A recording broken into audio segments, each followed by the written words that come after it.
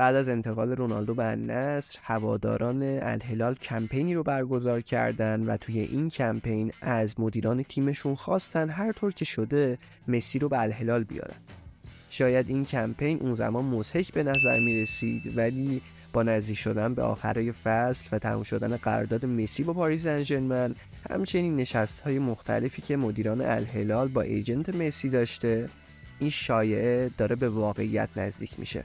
توی این ویدیو قراره به بررسی جوانب مختلف این انتقال بپردازیم.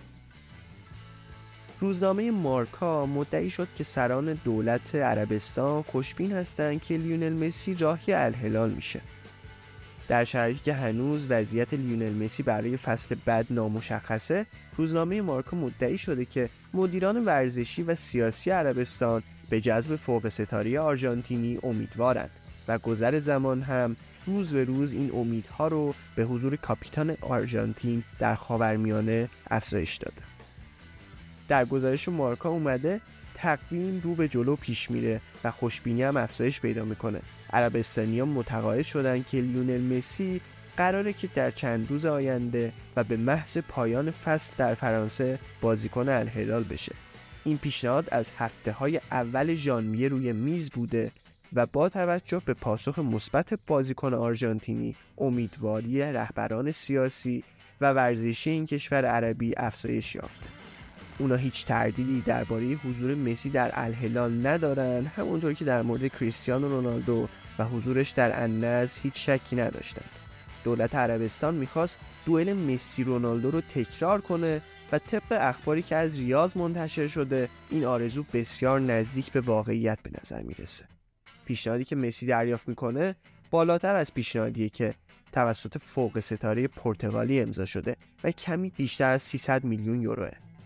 حضور تعداد بیشتری از بازیکن‌های مرتبط با فوتبال اسپانیا در تیم‌های بزرگ عربی یکی از بزرگترین رقابت‌های نقل و انتقالات تابستونی رو به خودش اختصاص داده. بوسکتس، جوردی آلبا، ناچو، بنزما، مودریچ و حتی آلوارو موراتا از جمله نام‌هایی بودند که در هفته‌های اخیر به تیم‌های عربی لینک شدند، اما همگی اونا نسبت به حضور مسی در عربستان در اولویت دوم قرار دارند.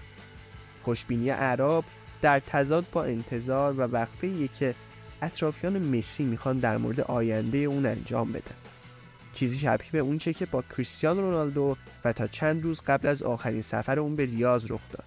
علاوه بر این، بارسلونا همچنان به عملیات بررسی و آنالیز صورت‌های مالی و اقتصادی برای دریافت تاییدیه لالیگا ادامه میده. زمان در حرکت و این به نفع بارسا نیست. پیشنهاد اقتصادی این تیم عربی به اونچه که بارسلونا میتونه ارائه بده ربطی نداره.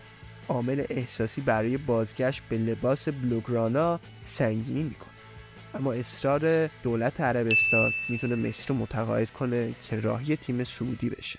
نظر شما در مورد این انتقال چیه؟